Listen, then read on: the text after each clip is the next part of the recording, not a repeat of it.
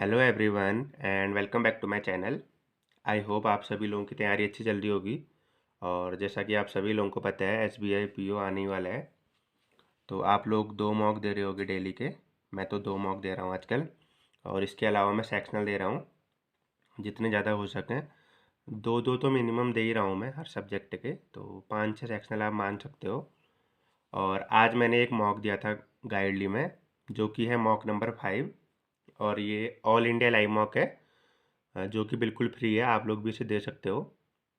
गाइडली ने 5 mock conduct कराए थे, जिनको पता नहीं है तो आप लोग देख सकते हो। ये मैंने सारे ही मॉक दिए हैं, 1 2 3 4। और आज मैंने मॉक नंबर 5 भी दे दिया इसका।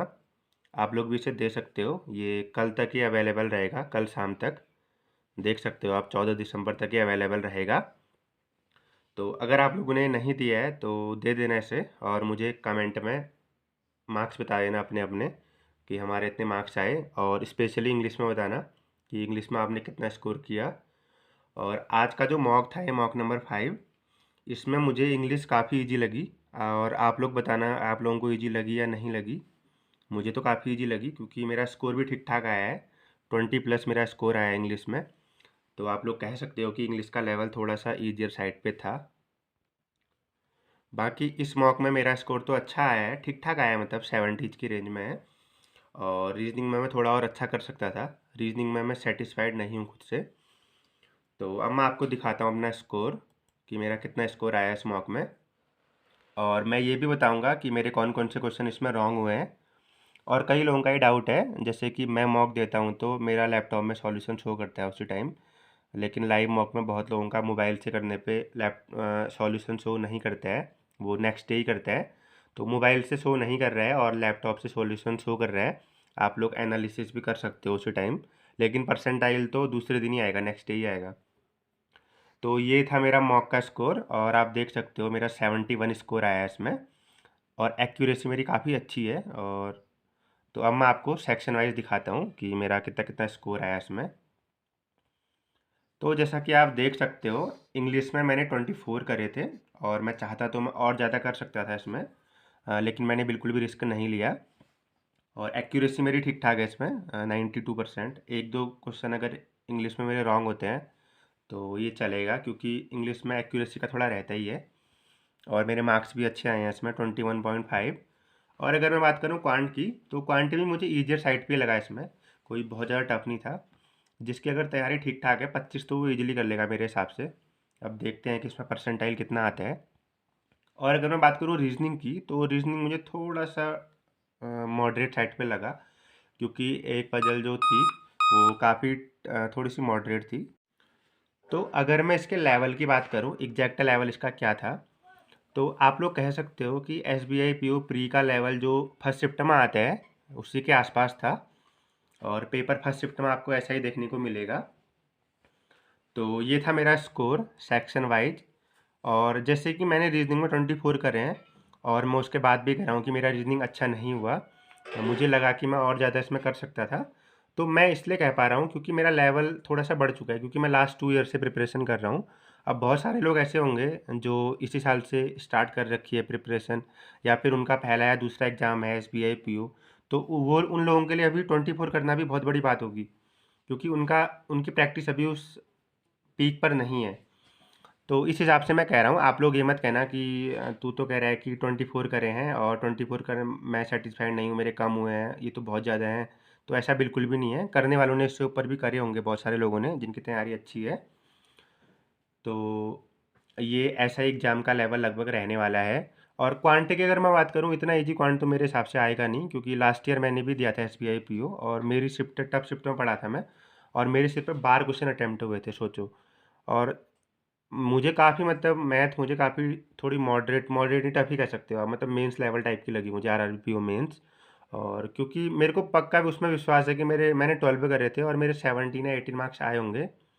मेरा एक दोस्त था, उसने 57 अटैम्प्ट करे थे टोटल, और उसके 63 मार्क्स थे और उसका पीओ प्री निकला था। तो मे भी उसका मैथ में नॉर्मलाइजेशन हुआ था 7-8 नंबर का। तो अब मैं आपको बताऊंगा कि मैंने इसमें क्या क्या मैंने क्वेश्चन रॉन्ग किए, और मैंने कैसे कैसे अटैम्प्ट किया कि मेरे अटैम्प्ट इतने हो पाए। तो सबसे पहले मैं बात करता हूँ रीजनिंग की। तो अगर मैं बात करूँ रीजनिंग की, तो रीजनिंग में आप देख सकते हो मेरा एक क्वेश्चन रॉन्ग है 27 वाला। तो ये मेरा सिली मिस्टेक की वजह से गलत हो गया था। और मैंने रीजनिंग सेक्शन को कैसे अटेम्प्ट किया कि मेरे 24 अटेम्प्ट हो पाए, ये मैं आपको बताऊंगा। और मेरे इससे ज़्यादा अटेम्प्ट हो सकते थे अगर मैंने एक चीज़ अटेम्प्ट नहीं किया होता, तो मैं वो भी बताऊंगा आपको। तो सबसे पहले मेरे उसमें खुली थी ये वाली पजल। तो ये वाली पजल मैंने स्किप करी थी क्योंकि थोड़े से इसमें कंडीशन ज़्यादा लग रही थी मुझे। और उसके बाद तो ये वाली पजल मैंने स्किप कर दी थी स्टार्टिंग में। बाद में भी नहीं बनाई मैंने, लेकिन स्टार्टिंग में भी मैंने इसे स्किप किया था। और फिर सिलोजिज्म के क्वेश्चन आए थे, तो मैंने सिलोजिज्म के 4 क्वेश्चन किए थे लगातार इसमें। ये वाला, फिर ये वाला, फिर ये, फिर ये। और इसके बाद आया था ये, और मैंने इसे स्किप किया क्योंकि ये हमें स्किप करना ही पड़ता है। अब ये इतना बड़ा वर्ड था, तो इसे लेफ्ट टू राइट पहले अरेंज करो, फिर कितने लेटर अनचेंज्ड हैं ये बताओ। तो इसमें काफ़ी टाइम लग जाता है, 1 से 2 मिनट तो इसमें लग ही जाते। तो कुछ क्वेश्चन आपको स्किप करने होते हैं, जैसे कि ये। तो ये मैंने स्किप किया था।